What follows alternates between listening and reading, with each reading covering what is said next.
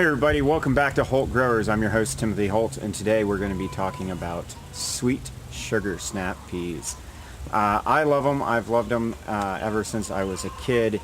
In our family garden, we had about a quarter acre for a garden, vegetable garden growing up on the subsistence farm I grew up on in Iowa. And one of our staple crops that we planted was sugar snap peas. They were delicious. Anytime I would get a hankering for a snack or something like that, I'd be outside playing, whatever. I'd go to the garden, take them right off the stalk and pop the pod open and throw them in like candy. It was delicious and wonderful. So yes, sugar snap peas have a little bit of a nostalgia effect on me, but they're also delicious. They taste good. They're healthy, definitely good for you, and they're relatively easy to grow. They are a crop that doesn't take a lot of space if you have some basic knowledge of how they grow, and they're pretty easy to harvest. So behind me is our greenhouse structure, which you can see in previous videos how that took place, but all of our crops for this year are in there except for our strawberries. So if you look behind me, you can see these guidelines right here. That is for the sugar snap peas to grow up. Growing up, we used a chicken wire fence, and I remember having to harvest on both sides of the fence because the plant would weave its way up. With these guidelines, the string is relatively flexible, so I can kind of move it out of the way, reach in, reach on the back side, pick them as well. And I pretty much only have to go down one side. So my peas, most of them are, the more mature ones are on the outside of the garden beds rather than in the middle beds. So check this out. Sugar snap peas start out as, well, you guessed it, a pea, and then you put it in the ground. I usually plant mine about a 1/2 inch to 3/4 of an inch down, and I plant them about 2 to 3 inches apart in the row. I only plant one row per bed row. I have 30-inch beds with 10-inch walkways. I only plant one row right down the middle because I've also planted other crops in the space on either side, because peas take a little bit of time to mature, in excess of 60 to 70 days to maturity, and that's the beginning. Full maturity, once they start, they will produce all summer long as you maintain picking them. So I'll plant other crops that don't take up as much space and have a fast maturity rate, such as radishes, which is what I use most of the time this year. I planted actually two crops worth of radishes in the same amount of time as the peas came up. So that's why I did that. If you look here,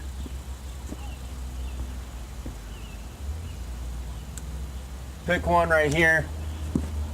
This is what they look like when they are ripe. Just nice little pod. If you're familiar with Asian cuisine, a lot of Asian cuisines will actually put the pods before the pea is fully formed in the meal because they are edible. A lot of people do like them, especially in Asian cuisine. However, I just like to pop the end.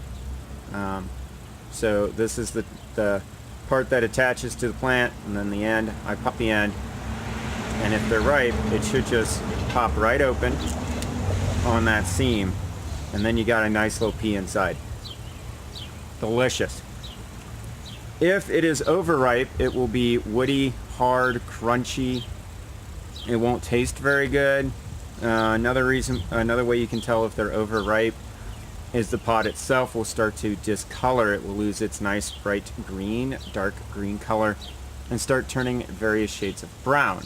Now, if you're growing them for seed, for next year's seed, you want to let it stay on the stalk until it's completely dried and then remove it. But if you're harvesting to eat, they are delicious when they are ripe. And you can get them in various sizes, and they're completely edible, obviously. Delicious. The other nice thing is, what I do with the pod, because I'm not a big fan of eating the pod. They are edible. I will give them to our chickens, and our chickens just devour them. They love them as a nice little treat. Reminds me of home. So that's a little bit about the pea. We'll go in here to the greenhouse if you give me a moment to adjust the camera, and I'll show you how they mature. So stay tuned. All right, so we're now in the greenhouse, and we'll show you some different things about these peas. So the first one is this pod is not ripe. You can see how it's flat. You can actually, if you hold it up to the sunlight, you can see the little peas starting to form, but it is definitely not ripe. Neither is this one, real flat. These would be more akin to what you would find in that Asian cuisine I was talking about, where they just use the pod itself.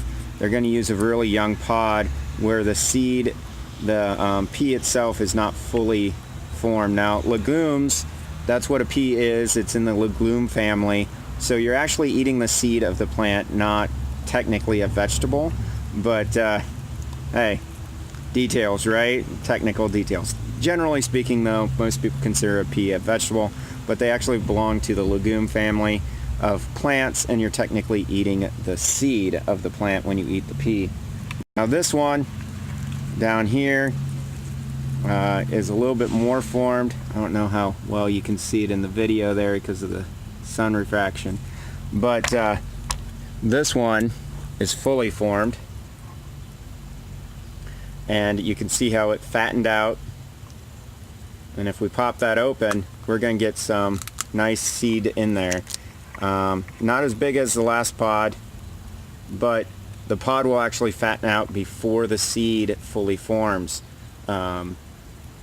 which is a good indicator. So if you're worried that it might not have good peas inside the pod, just hold it up to the sun before you pick it, and you can actually see them because the pod is translucent. So that is a little bit about our peas.